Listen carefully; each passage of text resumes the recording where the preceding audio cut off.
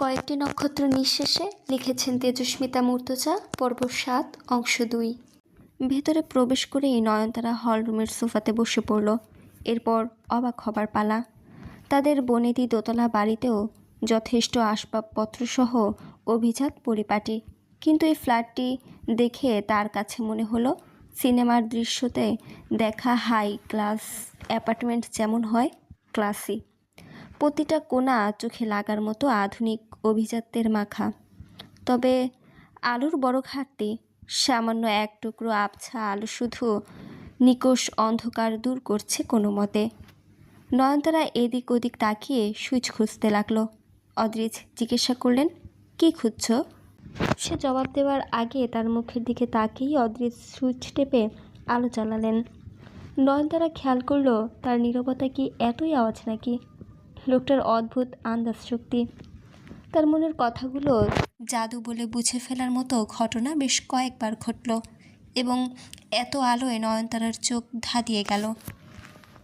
Second কয়েক আগেও সে ভেবেছিল আলোর আকাল পড়েছে এখানে। আলোতে ফ্ল্যাটটির অভিজাত্য আরেক রূপে ধরা দিল।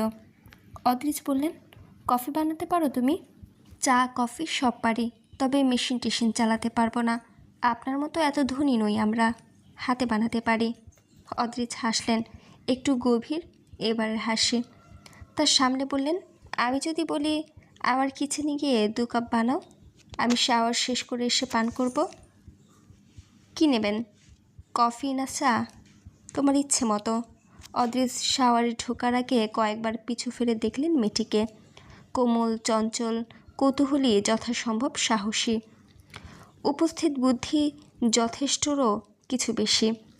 ভদ্রতা, আনুষ্ঠানিকতা, বড় ঘরের মেয়ে হিসেবে কিছু আহ্লাদ, আর বলাই বাহুল্য চোখে ধরার মতো সুন্দরী। তিনি তৎক্ষণাৎ শাওয়ারে না ঢুকে কিচেনের দিকে গেলেন। নয়নতারার সমস্যা হচ্ছে না তেমন। প্রয়োজনীয় সব কিছুই হাতের কাছে, চোখের নাগালেই রাখে পিঙ্কি। পিঙ্কি হলো অদ্রিজের রাঁধুনি। সে তৃতীয় লিঙ্গের। নারী রাঁধুনি রাখা বিপজ্জনক তার জন্য। নয়নতারা পাক্কা গিন্নির মতো শাড়ির আঁচলটা অপুটো হাতে পিঠ ঘুরিয়ে এনে কোমরে গুজেছে। অদ্রিজের হাসি পেল তা দেখে। জিজ্ঞাসা করলেন, রাতের যাত্রায় শাড়ি পরেছ কেন? নয়নতারা কপট ক্ষোভের সাথে বলল, অ্যানি ভাবি, ওনার সঙ্গে দেখা হোক আমার এবার। পোশাক কি গাড়িতে রাখা আসা ভ্যাগে? হ্যাঁ। শাড়ি চেঞ্জ করতে পারো? এখন কিভাবে? অদ্রিজ তাকিয়ে রইলেন চুপচাপ, এবং সঙ্গে সঙ্গে নয়নতারার মুখভঙ্গি এমনভাবে বদলে গেল, বোঝা গেল সে বুঝেছে অদ্রিজ কি বোঝাতে চাইছে। অদ্রিজ অবাক হলো না, তবে ধারণার যুক্ত হলো হক সাহেবের মেয়ের বুদ্ধিমত্তা চমৎকার। নয়নতারা বলল, এখানে চেঞ্জ করব? সে তো নিচে রয়েছে পোশাক। আপনি আবার নিচে নামবেন? আমি তো পারবই না ওঠানামা করতে, বাদ দিন। ওখানে পৌঁছে চেঞ্জ করা যাবে। আপনি একটু তাড়াতাড়ি করুন প্লিজ। ওরা পৌঁছে গেল। অদ্রিজ বললেন, তোমাকে আমাকে কাউকেই নিচে নামতে হবে না। ভ্যাগ আসছে, আমি শাওয়ারে যাচ্ছি। আমার একটু দেরিই হতে পারে, তুমি চেঞ্জ করে নিয়ে আরামে বসো। অদ্রিজ চলে গেলে নয়নতারা থমকে দাঁড়িয়ে রইল। সে অবাক হতে চেয়েও অবাকটাও ঠিক মতো হতে পারছে না। সে গতকালও ভাবতে পারত না কোথাও একা বেরোবার কথা। আজ সে এই মাঝরাতে মাসুরা ফুপির ছেলের এই অচেনা বিলাসবহুল বিরাট ফ্ল্যাটে এসে একা দাঁড়িয়ে চায়ের জন্য পানি গরম করছে। কেউ জানে না নয়নতারা নিজেও মাঝে মধ্যেই অসম্ভবপ্রায় বাস্তবটুকু ভুলে যাচ্ছে। তার গা শিরশির করে কেঁপে উঠল। এক অদ্ভুত বিচ্ছিন্নতার চাদর আশেপাশে ঘিরে ধরল তাকে। এটা ভালো হচ্ছে না খারাপ সে বুঝল না। রোদের একটা কথা মনে পড়ল, জীবন পিচ্ছিল। সেথায় হাঁটার পথে ভাবতে নেই এ পথ পরিকল্পনা মতো যাবে। পিচ্ছিল পৃষ্ঠে কখন কিভাবে পা ফসকে কোন পথে চলে যাবে তা পা অথবা পিচ্ছিল পথও জানে না। তা বলে এ নিয়ে এত ভাবাভাবির কিচ্ছু নেই। ঘটনাবহুল জীবন মাত্রই অভিজ্ঞতাপূর্ণ। নয়নতারা হাসল। কলিং বেল বাজছে। দরজা খুলে দেখল ড্রাইভার লোকটা হাসি মুখে ভ্যাগ হাতে দাঁড়িয়ে। তাকে দেখেই বলল, ম্যাম, আপনার কোনো অসুবিধা হয়নি তো? স্যার কল করে বললেন ভ্যাক আপনার প্রয়োজন। নয়নতারা বলল, আপনি প্লিজ আমাকে ম্যাম বলবেন না, আমি আপনার অনেক ছোট হব। সিধু হাসলো, আমি সিদ্ধার্থ বণিক ম্যাম, স্যারের সহকারী, আপনি আমাকে সিধু রাখতে পারেন। সিধুদা, আপনি আমার বয়সে বড়। নয়নতারার দিকে তাকিয়ে রইল সিধু কতক্ষণ, এরপর মুচকি হাসলো। তার মনে হলো অ্যানি ম্যাডামের পর স্যারের আশেপাশে দ্বিতীয় কোনো নারীর সহজ বিচরণ ঘটল এবং তাকেও আকস্মিকভাবে সিধুর ভীষণ ভালো লেগে গেল। নয়নতারা নিজের জন্য চা ও অদ্রিজের জন্য কফি বানিয়ে নিয়ে বসে রইল। অদ্রিজ 20 মিনিট পর বেরোলো গোসল করে, এবং বেরোলো খুবই অদ্ভুতভাবে, একটি তোয়ালে পরনে এবং একটি দিয়ে ভেজা চুল মুছতে মুছতে।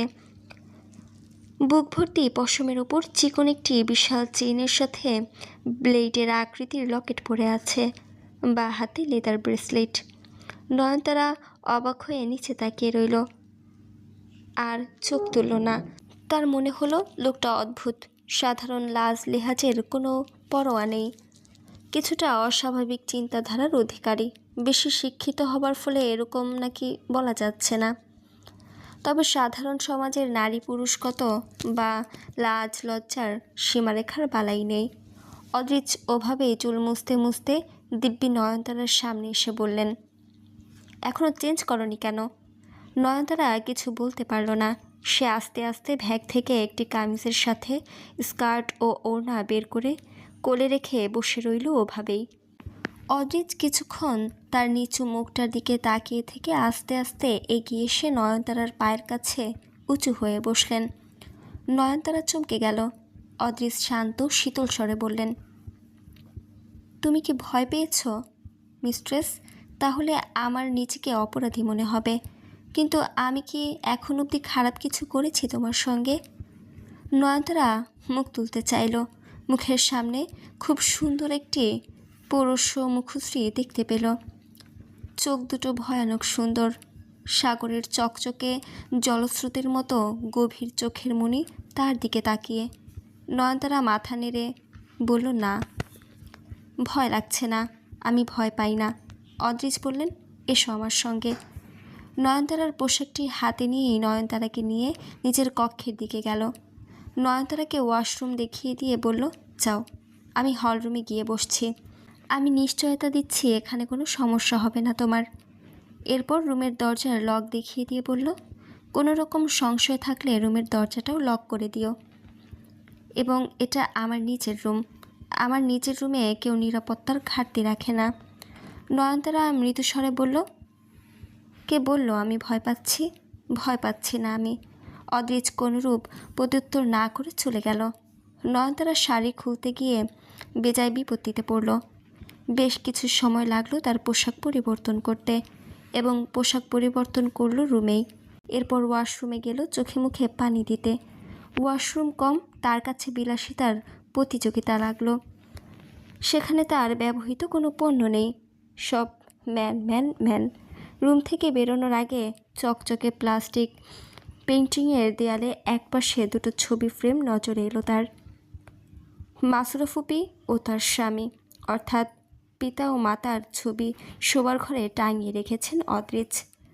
নয়নতারার জানা মতে দুজনেই মৃত। পিতার মৃত্যু কী করে হয়েছে জানা নেই, তবে মাসুরা ফুপি কঠিন অসুখে পড়ে মরেছিলেন, এইটুকু জানে নয়নতারা। রুমে একটি কাভার্ড, ড্রেসিং টেবিল ও বেড ছাড়া উল্লেখযোগ্য আসবাব নেই। বাকিটা বিলাসবহুল অ্যাপার্টমেন্টের মতো বেডরুম হিসেবে যা যা থাকা দরকার সেভাবে সজ্জিত। সে বেরিয়ে দেখল অদ্রিজ কফিতে একটি চকলেট সদৃশ্য কিছু দিচ্ছেন। নয়নতারা জিজ্ঞাসা করল, এটা কি? অদ্রিজ বললেন, সুইট ক্যান্ডি। হয়ে গেছে তোমার? নয়নতারা হাসতে লাগলো, আপনি সুইট ক্যান্ডি খান? অদ্রিজ চোখ তুলে নয়নতারার হাসি দেখে বলল, তোমার চা ঠান্ডা হয়ে শরবত হয়ে গেছে। অদ্রিজ উঠে বেডরুমের দিকে গেল। নয়নতারা হলরুমের সোফায় বসে এদিক ওদিক তাকাতে লাগলো। সে কিচেন, হলরুম ও বেডরুম ঘোরার পরও ফ্ল্যাটের নকশা ঠাহর করতে পারল না। শুধু এইটুকু বুঝল এটা সুবিশাল। যতক্ষণ অদ্রিজ তৈরি হলেন নিজের কক্ষে, নয়নতারার গা ছমছম করতে লাগলো হলরুমে বসে থেকে, যেন যতদূর চোখ যায় বিস্তৃত বিলাসিতা। কিন্তু কোথাও প্রাণের আভাস নেই। বহুদূর অব্দি কারো শ্বাস প্রশ্বাসের আওয়াজ নেই। একাধিক এসির ভোঁতা আওয়াজে কান গম গম করে, দম বন্ধ হবার উপক্রম হয়। নিস্তব্ধ প্রাণহীন হলরুমে নিজের শ্বাস ছাড়া কোনো আওয়াজই নেই। কেননা আসবাবপত্র শ্বাস গ্রহণ করে না। তার মনে হলো ঘন্টা দুয়েকের ব্যবধানে তার দুনিয়ার কিছু পরিবর্তন এসেছে। যা হবার নয় তা ঘটেছে। তার ভেতরে অদ্ভুত এক উত্তেজনা কাজ করতে লাগলো। একটু হাসলো, তাতে সংশয় কমল না। তবে মনে হলো সে কিছু নতুন করেছে নির্দ্বিধায়। রুয়াদের ভাতিজি হিসেবে সে নিখুঁত দুঃসাহসী ও গবেষক নয়নতারা হক। মাঝরাত হলে আলফাজ আর জুয়াতেও নেশা পায় না। তারপর আজ তার ফুক্কা দিবস চলছে। সব কিছু হাত ছাড়া যাচ্ছে, পরিস্থিতি প্রতিকূল। সুইটকে এভাবে এক বুড়া পিচাসিনীর সাথে বিদায় দিয়ে আসার পর পকার টেবিলে 6 লাখ টাকা হেরে মাথা টকবক করতে লাগলো। তাই সে গিয়ে বসলো ক্লাবের রসালো পাশটায়। রাত গভীর হলে শরীরে তার রসের ঘাটতি পড়ে যায়। তখন গলা ও চোখ সমানতালে ভেজাতে হয়। গলা ভেজানোর জন্য বিভিন্ন ধরনের মদ থাকলেও চোখ ভেজাতে আজ সুন্দরীদের তেমন বোধবস্তু পাওয়া গেল না। বলিউডে তার প্রিয় অভিনেত্রী আছে বেশ কয়েকজন, তবে তার মাঝে কারিনা কাপুর প্রধান। এর কারণ কারিনার কয়েকটি গান তার সবচেয়ে প্রিয়। সে যখন ছোট তখন প্রথম একদিন টিভিতে দেখতে পেল এক নায়িকা লাল একটি পেটকাটা পোশাক পরে পিঠ পেছনের দিকে শূন্য এলিয়ে হাত ছেড়ে দিয়ে জোরে জোরে শ্বাস নিচ্ছে। শ্বাসের সাথে সাথে নায়িকার গলা, বুক ও পেট ওঠানামা করছে আর গান বাজছে। বানি বানি বানি রে বানি, প্রেম দিওয়ানি বানি, আব ক্যা করে দিল দিওয়ানা হায়। প্রিন্সের সর্বাঙ্গ শিরশির করে উঠছিল। এরপর সেই নায়িকার আরেকটা গান এলো, মেরে ফটো কো সিনে সে আর চিপকালে সে ফেভিকল সে। উফ কি টেন্স, কি ফিগার। প্রিন্স তখন নায়িকা কারিনা কাপুরের ছবি জোগাড় করে সিনার সাথে চিপকালো, কিন্তু সবসময় সিনার সাথে চিপকে রাখা সম্ভব নয় বলে ফেভিকল দিয়ে নিজের শোবার কক্ষের দেয়ালে চিপকে রাখলো। প্রতিদিন দুবেলা চুমু খেত। লোকেরা নাকি ক্যাটরিনা কাইফকে পছন্দ। প্রিন্সের নাক কুচকে যায় কথা শুনলে। টিকটিকির মতো চিকনা শরীর, হাওয়ার তালে ধুলে। একটা ফিগার হলো, পেট নেই, পিঠ নেই।